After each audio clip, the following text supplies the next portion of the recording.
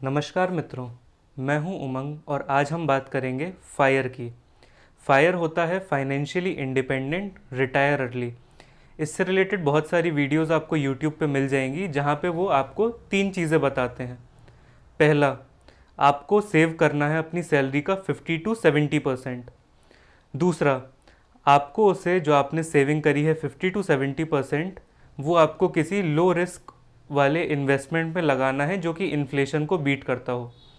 तीसरा, आपको फ्रूगली रहना है। फ्रूगली रहना यानी कि आपको बहुत ज़्यादा खर्चे अपने नहीं बढ़ा लेने हैं, किफ़ायत से रहना है। ठीक है। तो ये जो फायर का कॉन्सेप्ट है, ये बहुत सारे जो अमेरिका के कॉन्टेक्स्ट में बुक चलती हैं वहाँ से कट कॉपी पेस्ट वाला ज्ञान है।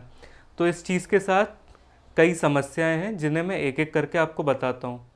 पहली चीज़, ये जो फायर है इसे एक्सेल पे यूट्यूबर्स करके दिखाते हैं, जिसमें वो इन्फ्लेशन को कांस्टेंट 5% मान लेते हैं अपनी कैलकुलेशंस को इजी बनाने के लिए।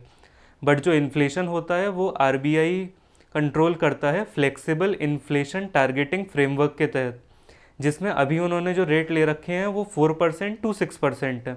बट ऐसा ज़रूरी नहीं है कि वो हमेशा 4% to 6% ही रहें, वो ऊपर नीचे जा सकते हैं, जिससे अगर वो ऊपर या नीचे गए तो आपकी कैलकुलेशन ख़राब हो जाएगी और आप रिटायर नहीं कर पाएंगे। जिस चीज़ को वो रिटायरमेंट कहते हैं वो चीज़ आप अचीव नहीं कर पाएंगे उनके अकॉर्डिंग। ठीक। दूसरा, इसमें एस्पिरेशनल इन्फ्लेशन को काउंट में नहीं लिया गया है। एस्पिरेशन इन्फ्लेशन यानी कि जैसे सपोज़ आप 40 साल के हो गए, अब आपको एकदम से मन कर रहा है कि नहीं, मैंने तो माउंट एवरेस्ट नहीं चढ़ा, मुझे तो माउंट एवरेस्ट चढ़ना है। तो उस चीज़ का खर्चा तो इसमें अकाउंट में लिया ही नहीं है। इसमें बच्चों का खर्चा लिया, उनकी शादी का खर्चा लिया और तमाम चीज़ें ली हैं। बट कोई जो एक कंटिजेंसी में आप पे खर्चा आ गया आपके मन से ही रिलेटेड, तो उसे तो आप कभी पूरा कर ही नहीं पाएंगे इस कैलकुलेशन के अकॉर्डिंग। तीसरा, इसमें आपकी जो सैलरी है उसे हमेशा एवर इंक्रीजिंग लिया गया है। बट ज़रूरी थोड़ी है कि आपकी सैलरी हमेशा बढ़ती ही रहे। सपोज़ आपकी सैलरी पहले 1 लाख थी, फिर 2 लाख हुई, फिर 2,20,000 हुई, फिर 2,30,000 हुई, फिर 2,35,000 हुई। बट ऐसा थोड़ी है कि अगर वो हर 2 साल में 1 लाख बढ़ रही है तो आपकी 5 साल में 10 लाख सैलरी बढ़ जाएगी। तो ये इसमें एक अनरियलिस्टिक अजम्पशन है।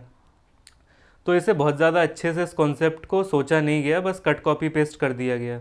तो देखिए, इसमें जो ये लोग डिसिप्लिन बता रहे हैं कि आपको खर्चा नहीं करना है, मर मर के रहना है, जो भी आपको अच्छा लगता है वो नहीं करना है, क्योंकि आपको तो सेव करना है और अपने रिटायरमेंट के लिए कॉर्पस जमा करना है, जिसे आप बाद में एनीवेज खर्च कर लोगे अपने मरने तक। तो ये जो फाइनेंशियल डिसिप्लिन है, ये डिसिप्लिन नहीं है, ये एक मिजरी है।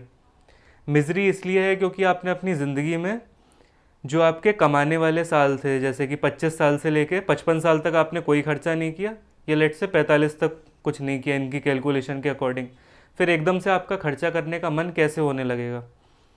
तो इसमें जैसे पहले मैं शो देखता था मालगुडी डेज, तो उसमें एक नाना थे एक बच्चे के, वो दूसरों से पैसा लेके वो ब्याज पे चढ़ाते थे उसे।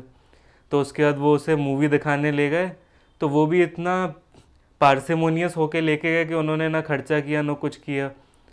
तो एंड रिज़ल्ट ये हुआ कि बच्चा वहाँ से बोर होके भाग गया। तो अगर आप कमाते टाइम ही खर्चा नहीं कर रहे हो तो आप उससे जो आपने जमा कर लिया है एक जगह, उसे आप कैसे खर्च कर दोगे। ये इसकी पहली दिक्कत है।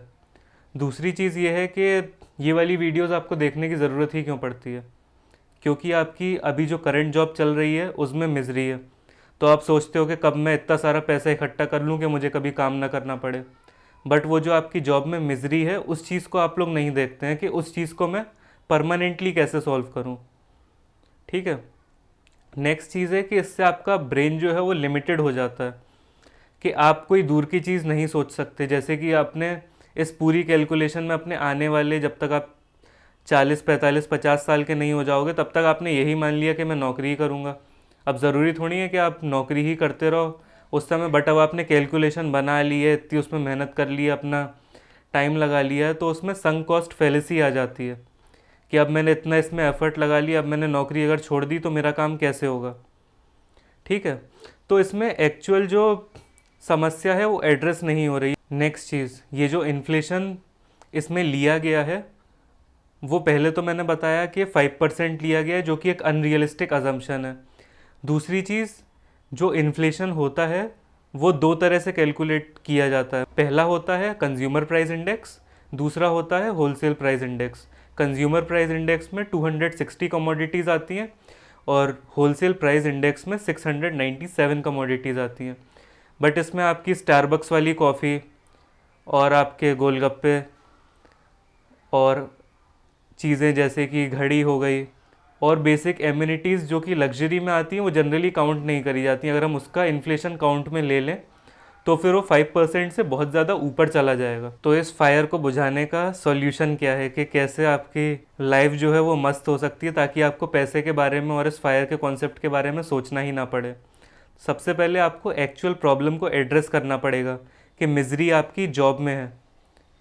वो इस चीज़ से ठीक नहीं होगा कि आपने बहुत सारे घड़े बना लिए कि ये मैंने पैसा अपना मर मर के इस एक घड़े में डाल लिया, दूसरे में, तीसरे में, चौथे में, पाँचवें में, अब मैं 45 साल का हो गया, अब इन घड़ों से मेरी प्यास बुझेगी।